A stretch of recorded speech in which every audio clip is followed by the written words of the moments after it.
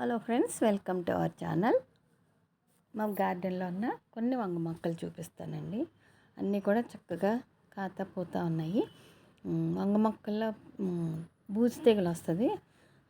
ఆకులు వెనక అది తెల్లగా బూజులాగా వస్తుందండి.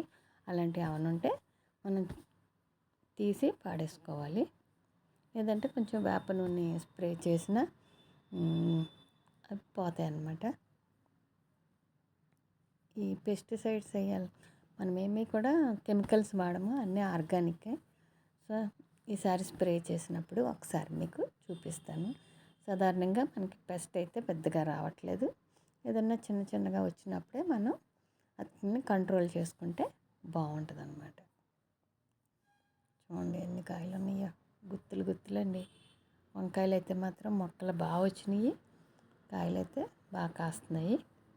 ఒక మొక్క అయిపోతుంది అన్నప్పుడు మనం మళ్ళీ పెట్టుకుంటే మనకు మళ్ళీ గ్యాప్ లేకుండా కంటిన్యూస్గా మనకి కాయలు వస్తాయి.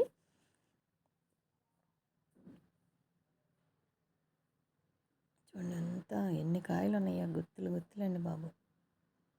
చాలా బాగా కాస్తున్నాయి వంకాయలు అయితే. బయట వంకాయలకు పుచ్చులు అవి ఉండవు మన దగ్గర, చాలా టేస్ట్గా ఉంటాయి. తర్వాత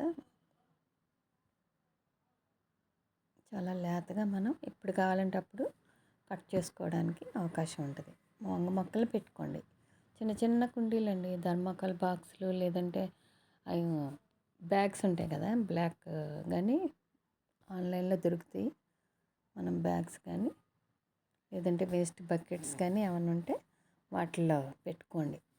ఒక 4-5 మొక్కలు ఉంటే మనకి చాలా కాయలు వస్తాయి. బెండ మొక్కలు, వంగ మొక్కలు, తర్వాత ఒక బీరపాదు అట్లా పెట్టుకుంటే మనం రిపీటెడ్గా మనకి సైకిల్ ఉంటుంది, బాగుంటుంది అన్నమాట. ఒకదాని తర్వాత ఒకటి.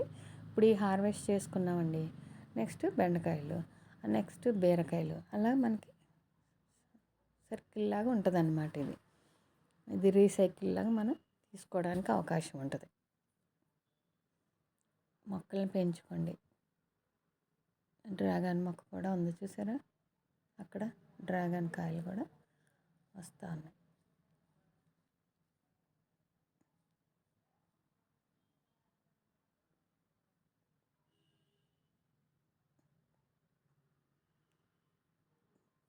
వీటికి ఎగ్ ఆయిల్ ఇవ్వండి, బియ్యం కడుగు ఇవ్వండి, పాలు పెరుగు గిన్నెలు అవి కడుగుతాం కదా, నీళ్ళు మనం పోసుకుంటే బాగా వస్తాయి అన్నమాట.